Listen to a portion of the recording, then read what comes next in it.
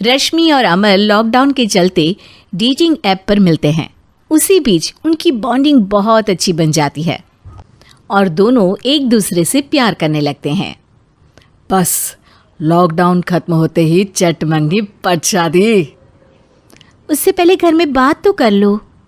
अरे माँ पापा कभी मना नहीं करेंगे। अमर की बात सुन रश्मि खुश हो जाती है।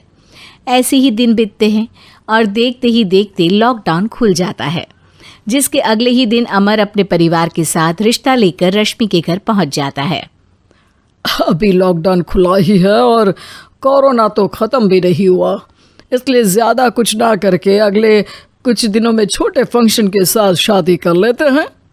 अमर के पापा की बात पर सब सहमत हो जाते हैं। कुछ दिन बाद दोनों की शादी हो जाती है और रश्मि अपने ससुराल पहुंच जाती है।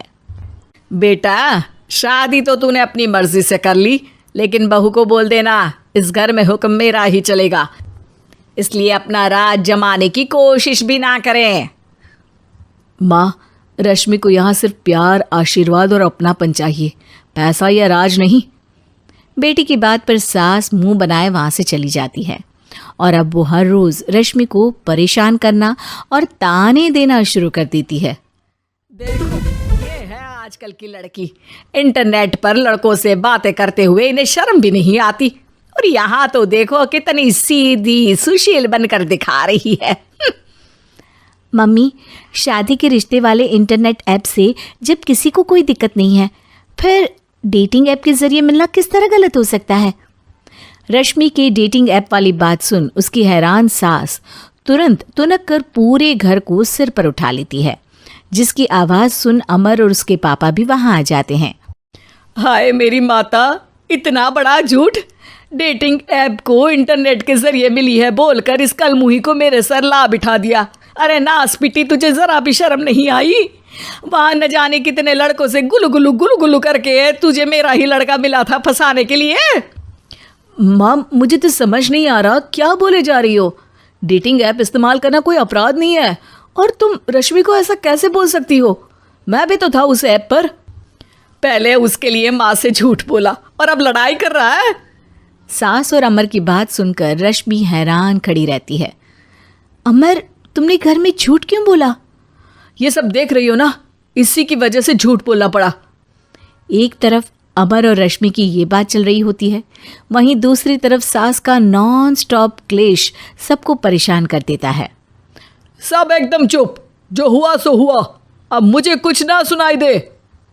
पति की बात सुन सास चुप होकर वहाँ से चली जाती है, लेकिन अब वो रश्मि के सिर दुनिया भर के सारे काम डालकर उसका जीना पहले से भी ज़्यादा मुश्किल कर देती है। मम्मी, मैं आपका गुस्सा समझ सकती हूँ, आपको जो करना है कर लीजिए, मैं कभी कुछ नहीं बोलूँगी। उम्मीद है किसी दिन तो आपका गुस्सा शांत होगा और नफ़रत प्यार में बदलेगी। रश्मि की अच्छाई को उसका नाटक समझकर सास गुस्से के 7वें आसमान पर चढ़ जाती है और उसी शाम रश्मि को नीचा दिखाने के लिए अपनी सहेलियों को घर बुलाकर उसकी बुराइयां करने लगती है। अरे कौशल्या, क्या बताऊं, आजकल के बच्चे ना बहुत एडवांस हो गए हैं। पहले रिश्ते घर परिवार वाले सब देख परख के कराते थे, और अब ये लोग खुद न जाने कहाँ कहाँ मिलकर खुद ही सब कुछ पक्का करके हमें बता देते हैं।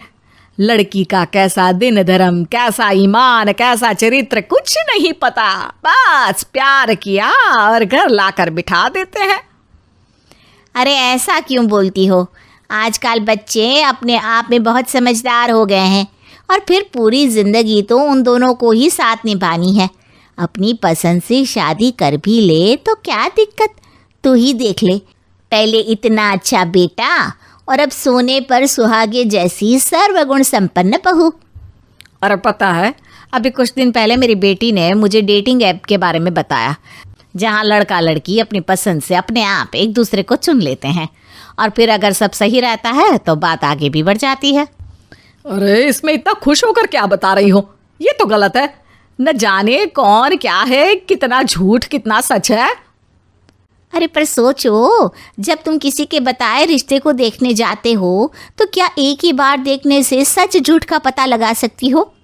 ज़रूरी नहीं कि बच्चों का लिया फैसला हमेशा गलत हो। अरे बहुत बार हमसे भी तो गलत फैसले होते हैं ना। अच्छे बुरे लोग तो हर जगह मिल सकते हैं, फिर इसमें सिर्फ बच्चे ही गलत कैसे? सहेलियों की बात सुन सास सोच में पड़ जाती है और इसी तरह कुछ दिन बीत जाते हैं जिसमें ना तो वो रश्मि को परेशान करती है और ना ही कोई ताना सुनाती है, जिसे देख रश्मि परेशान हो जाती है। मम्मी, आपकी तबीयत तो ठीक है ना? कुछ दिनों से देख रही हूँ आप मुझे कुछ बोलती ही नहीं। तो मेरा परेशान करना ज्यादा अच्छा लगता है क्या? नहीं, आपकी शांति उससे ज्यादा परेशान कर रही है। शांति इसलिए है क्योंकि मुझे एहसास हो गया है कि गलत तुम लोग नहीं, मेरी सोच है। प्यार तो एक सुंदर एहसास